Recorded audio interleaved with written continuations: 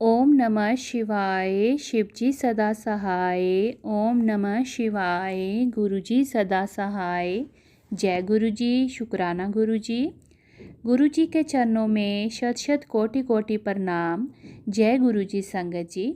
आज गुरुजी की कृपा से मैं गुरुजी की किताब दिव्य आभा, जो हमारे लिए सबसे बड़ा गुरु ग्रंथ है, पढ़ने जा रही हूँ। आप सब संगत जी भी सुनिएगा। जय गुरुजी। शुक्राना गुरुजी। पूर्ण गुरु की खोज। जब से मैंने होश संभाला, मेरे अंतःकरण में अपने एक गुरु के लिए चाहत रही है। यद्यपि मुझे गुरु की उपस्थिति का आभास था, मैं उन्हें देख नहीं पाती थी।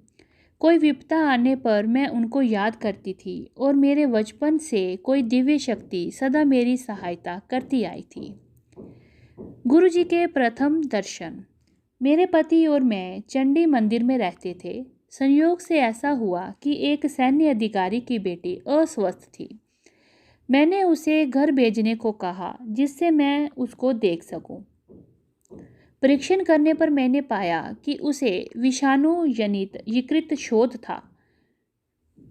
मैंने उसे औषधियाँ देकर घर भेज दिया। उसी दिन जब उसके पिता मुझे मिले और मैंने उनकी बेटी की अवस्था के बारे में प्रश्न किया, तो उन्होंने उत्तर दिया कि घर पर गुरुजी के आने के पश्चात से वह बिल्कुल स्वस्थ है।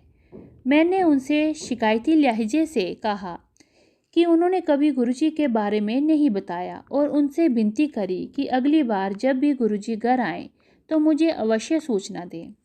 उन्होंने ऐसा ही किया। मैं जल्दी से उनके घर गई तो गुरुजी उनके कक्ष में बैठे हुए थे। उन्होंने मुझे तुरंत पहचान लिया और डॉक्टर साहिबा, डॉक्टर भगवान दास और लीलावती दी कुड़ी कहकर संबोधित किया। उन्होंने मेरे माता पिता के नाम बता दिए थे। मुझे ज्ञात हो गया कि वे ही मेरे गुरु हैं। मुझे अत्यधिक प्रसन्नता थी। अगले दिन उनके मंदिर में मुझे दीक्षा प्राप्त हुई। उसके बाद उनकी कृपा प्रवाहित होने लगी। मुक्तिदाता। हम कई बार मृत्यु के ग्रास बनते बनते बचे हैं। गुरुजी से मिलने से पूर्व, जैसा मैं कह चुकी हूँ, मुझे गुरुजी की उपस्थिति का आभास था। एक बार श्रीनगर में जब मैं कार चला रही थी, सेना के एक अधिकारी की कार बिल्कुल सामने आ गई। मेरी गाड़ी जब रुकी तो उसका 1/4 भाग सड़क पर था, किंतु शेष 3/4 सड़क से बाहर हवा में लटक रहा था।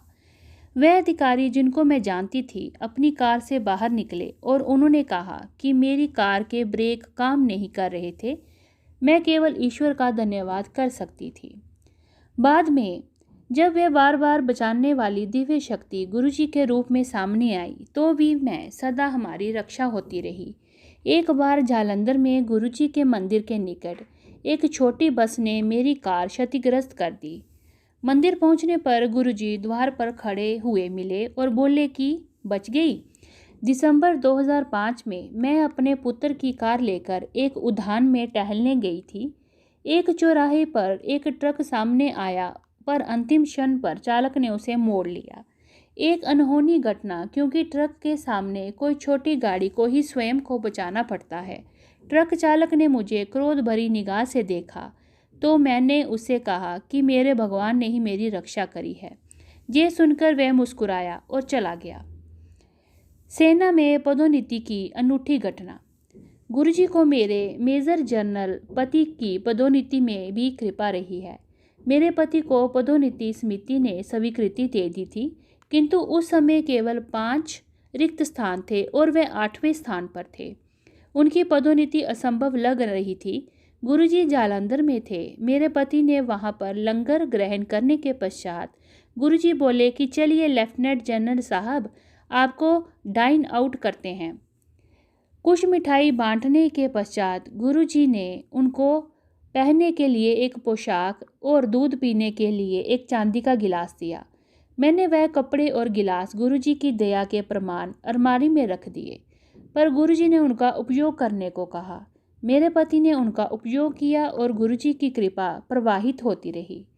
पदोन्नति से पूर्व 3 बार उनकी अवधि बढ़ाई गई। सेना में संभवतः ऐसा पहली बार ही हुआ हो। उनकी संचिका फाइल अटकने के कारण विलंब हो रहा था। गुरुजी ने विलंब के कारणों को दूर करने मुझे दिल्ली भेजा। वहाँ पर मुझे एक जनरल साहब मिले जो गुरुजी के स्वयं अनुयायी थे। उनको स्थिति से अवगत करने के उपरांत उनके कहने पर उस संचिका पर कार्यवाही हुई। कुछ ही दिनों में मेरे पति का लखनऊ स्थित सेना चिकित्सालय कोर केंद्र में स्वयं में एक उत्तम स्थानांतरण हो गया। विद्युत ऊर्जा के अभाव में स्टीरियो चला। लखनऊ में गुरुजी कुछ दिन हमारे साथ रहे थे। एक बार प्रातः 3 बजे फ्यूज जल गया। किसी कारणवश जनरेटर भी शुरू नहीं हुआ। सत्संग का समय हो रहा था और गुरुजी हमारे जीवन की दिव्य ज्योति हमारे बीच में बैठे थे। उन्होंने मेरी बेटी को स्टीरियो चलाने को कहा। उसने उनके कहने की अवहेलना करी क्योंकि विद्युत नहीं थी।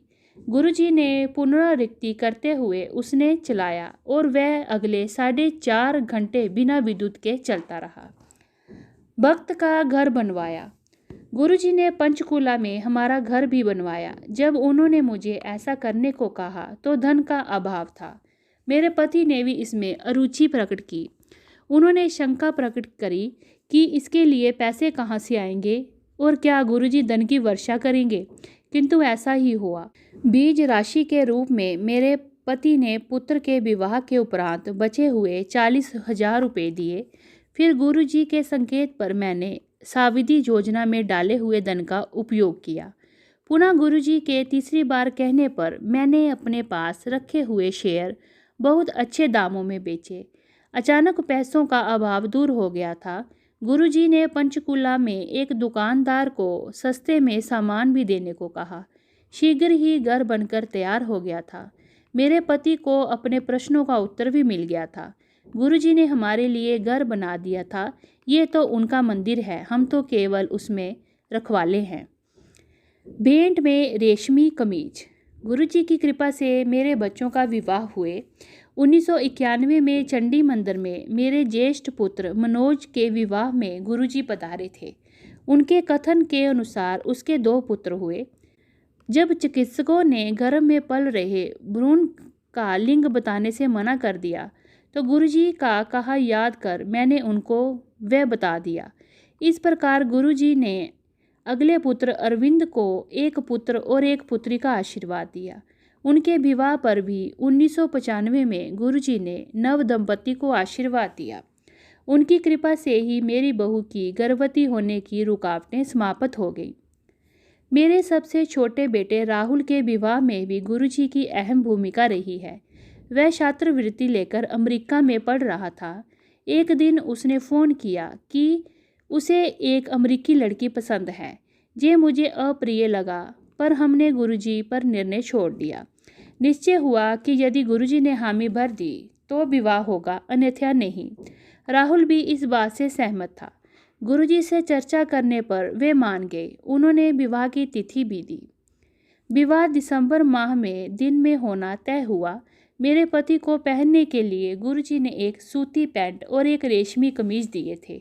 शीत ऋतु होने के कारण मेरे पति वे न पहनकर सूट पहनना चाह रहे थे।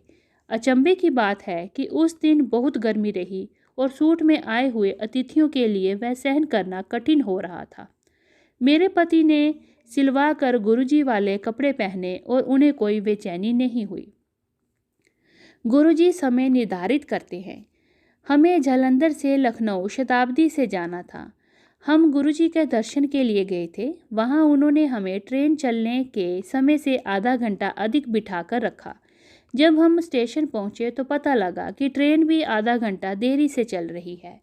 इसी प्रकार एक बार हमें नोएडा से पंचकुला जाना था। हमें देर हो गई थी और घर से निकलते निकलते स्टेशन से शताब्दी के चलने का समय हो चला था। मेरे पति मार्ग में कहते रहे कि शताब्दी निकल गई होगी, पर कोई शक्ति खींचती हुई हमें स्टेशन तक ले गई। वहां पहुंचने पर हमारे शांतिपूर्वक ट्रेन में चढ़ने के बाद ही वह चली। मैंने इतनी तुच्छ बात के लिए गुरुजी को याद नहीं किया था, किंतु वह स्वयं सबका ध्यान रखते हैं। चंडी मंदिर में एक बार अचानक मैं गुरुजी के पास प्रातःकाल चली गई। मैंने सोचा था कि उनके दर्शन करने के बाद मैं सीधे अपने कार्य पर चली जाऊंगी। यद्यपि मुझे चिकित्सालय में 10:30 बजे तक होना चाहिए था। गुरुजी ने मुझे 11 बजे तक बिठा के रखा। मैं भी संयम से प्रतीक्षा करती रही। जब मैं चिकित्सालय पहुंची तो मुझे बताया गया कि कोई रोगी नहीं आया था, क्योंकि सेना की सब महिलाएं चंडी मंदिर गई हुई थीं, जहां एक जर्नल निरीक्षण हेतु आए हुए थे। दिव्य हस्तक्षेप। मेरे पति को गोल्फ खेलने का अत्यधिक रुचि है। उनके दाहिने घुटने में दर्द बना हुआ था। एक सहकर्मी ने एक्सरे करने के बाद देखा कि वहाँ की हड्डी पर एक अति बारीक दरार है, अतः उस पर प्लास्टर लगाने का सुझाव दिया। गुरुजी को बताए बिना हमें उस प्रक्रिया के लिए मना कर दिया। गुरुजी ने अपने हाथ उनके घुटने पर फेरा और उनकी वेदना समाप्त हो गई। हम उनकी उपस्थिति से अति सौभाग्यशाली हैं। समस्त कठिनाइयों को समाप्त करने के लिए उस पूर्ण गुरु की एक निगाह पर्याप्त है। एक बार गुरुजी ने मुझे अपनी नाड़ी देखने को कहा तो उसका संपदन 40 प्रति मिनट आया। मैंने कहा कि यदि उनकी नाड़ी शून्य भी हुई तो मुझे कोई चिंता नहीं है, क्योंकि मुझे ज्ञान है कि वह दिव्य रूप हैं और इस पृथ्वी की भौतिक परिभाषाएं उनके लिए अर्थविहीन है। ये सत्संग पंचकुला की major doctor Savitri Ahuja aunty ji का है। जय गुरु जी, शुक्राना गुरु जी। ओम नमः शिवाय, शिव जी सदा सहाय। ओम नमः शिवाय, गुरु जी सदा सहाय। जय गुरु जी, शुक्राना गुरु जी।